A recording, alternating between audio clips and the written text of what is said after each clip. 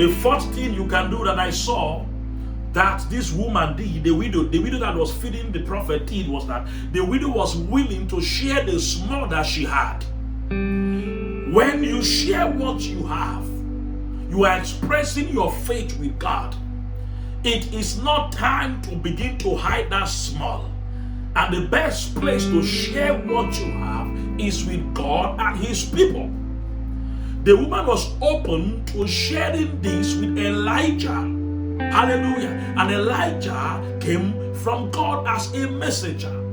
Her willingness to share what she had, multiplied what she had, took care of her situation, took care of her debt, and took care of the man of God. And that thing did not finish, it kept multiplying because she was willing to share what she had in the name of the Lord.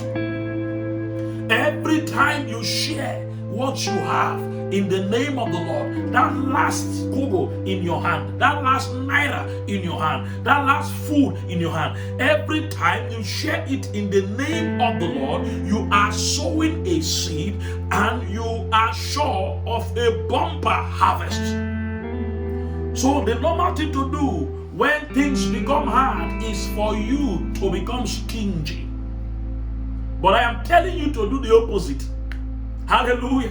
In the time of scarcity, become generous to God and His people. Because when you do that, you are simply expressing your faith that God can do more than enough. When you give in the time of scarcity, you are expressing your value for God, and you are also expressing your hope in the Lord, that the Lord is your sustenance.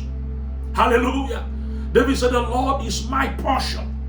And one of the ways to show it is to be able to still give in the time of scarcity. When everybody is trying to keep what they have, you are provoking heaven with your goodness. You are provoking heaven with your kindness. You are not withholding what you have. You are bringing them forth for a blessing. So in the time of scarcity, in the time of lack, is the best time to sow seed. What am I saying? I am simply saying that that which you have in your hand right now is not for you to eat. It is for you to sow. Why? Because you need a harvest. In a time of hardship, you need harvest. Look for a good ground around you and share the little that you have.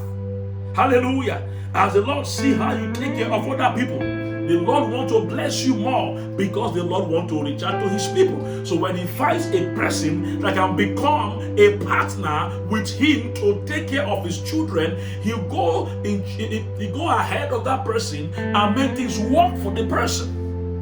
Show the Almighty God in a time like this that you value Him and you value His people and you care about the welfare of His people. As you do that, you receive more grace to do more. And that grace comes with what? Multiplication, multiplying that which you have. The woman gave all. The prophet said, do for you and do for myself. The woman did not doubt. And as the woman stepped out to feed the prophet, there was what? Multiplication. Hallelujah. As you do this season, that hunger is over forever.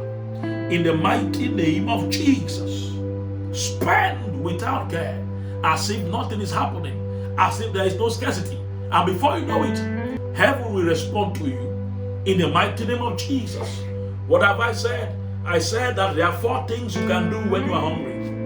The first thing you can do when you are hungry is that you need to look up to God and look up to no man. The second thing you can do when you are hungry is that you need to begin to pursue an instruction from the Lord. Because one instruction from the Lord can change your life forever. Hallelujah. The third thing you can do is to believe in the prophetic word. God will send a messenger your way. And that messenger might look like the person is coming to take something away from you. Because in a time like this, you want to just receive. But it's possible that God will send a person your way that will allow something to leave you before you can have the multiplication.